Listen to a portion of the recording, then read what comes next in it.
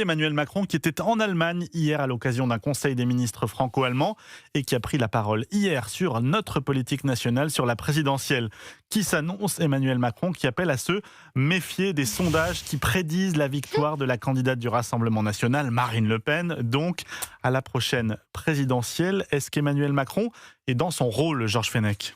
Moi, je constate qu'une fois de plus, il s'exprime sur la politique intérieure depuis un pays étranger, même si c'est un pays C'est vrai qu'il fait européen. tout le temps ça. Il le fait tout le temps. Ouais. Il le dit que ça ne se fait pas, mais il le fait tout le temps. On ne peut pas s'en empêcher.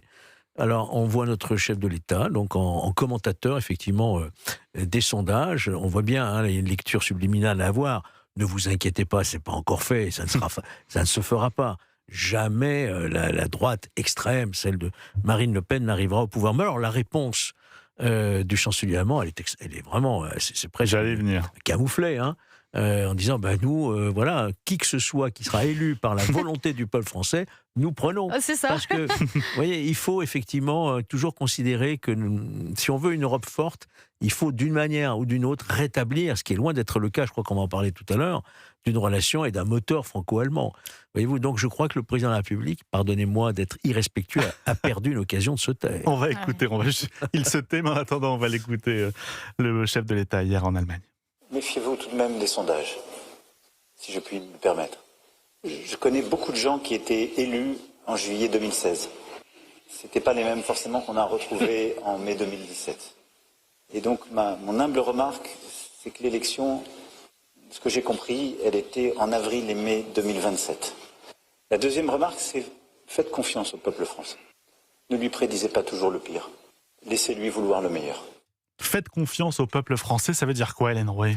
Moi j'aime bien son expression, mon humble remarque. C'est vrai que l'humilité, c'est vraiment quelque chose qui a caractérisé Emmanuel Macron et ce pendant 10 ans et même au-delà.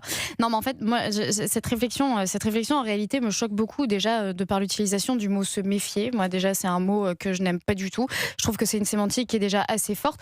Et ensuite c'est quoi? Donc maintenant on se méfie des sondages. Ah bon, c'est la faute des sondages si Marine Le Pen est donnée gagnante vis-à-vis de n'importe qui au second tour, parce que pardonnez-moi, ça fait 10 ans qu'Emmanuel Macron est au pouvoir et en fait il a tellement tout raté, bien sûr que les oppositions sont fortes. Forcément en fait. Si Emmanuel Macron avait amélioré la vie des Français depuis 10 ans, vous pensez vraiment que Marine Le Pen elle serait à 36%? Vous pensez vraiment que Marine Le Pen, peu importe à qui elle est en face, elle serait donnée gagnante?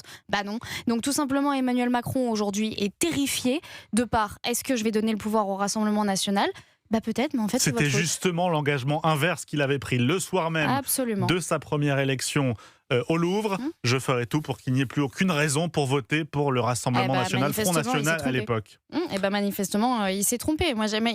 Et puis en plus, cette espèce d'expression, il faut se méfier des sondages. Mais pourquoi? Peut-être pas de tous les sondages. Pour non, le coup. mais c'est ça. C'est-à-dire qu'un sondage ne lui plaît pas, donc il faut s'en méfier. Enfin, ça n'a pas de sens. C'est-à-dire qu'aujourd'hui, vous avez des rapports au Sénat qui vous expliquent qu'il faut contrôler les réseaux sociaux. Vous avez des chaînes de télé qui ferment. Vous avez des chaînes d'information qui sont menacées. Et maintenant, il faut se méfier des instituts de sondage. Je veux dire, ça va. Il y a un moment donné, la démocratie a aussi le droit de jouer, quoi. Georges Fenech, Emmanuel Macron un peu fébrile en cette dernière année de mandat. Manifestement. Là, il fait référence à ce qui s'est passé, dit-il, en 2016. Mais je rappelle qu'en 2016, il y a eu un accident industriel. Ça a été François Fillon. François Fillon, qui effectivement a été donné dans les sondages à plus de 30%. Porté par une primaire qu'il avait absolument plébiscitée. Donc là, il y a eu un accident il y a eu vraiment un alignement des planètes pour ce qui le concerne. On ne va pas refaire l'histoire, mais non, les sondages, c'est vrai que les sondages, c'est comme on dit, une photographie d'un moment, d'un instant.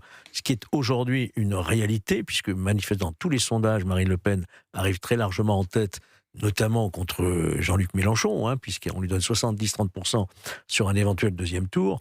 Et qu'est-ce qu'il en sera dans 9 mois? Les choses peuvent évoluer, mais pour l'instant, tout donne à penser qu'elle est effectivement, et surtout après sa déclaration de candidature et le fait qu'elle ait retrouvé sa capacité d'être éligible, elle a pris 4 points d'un coup. On voit bien que ça a provoqué quand même une dynamique. Alors, on ne peut pas la nier, le président de la République ne peut pas la nier non plus. Georges Fenech, ancien magistrat, Hélène Rouet, journaliste au JDD jusqu'à 14h.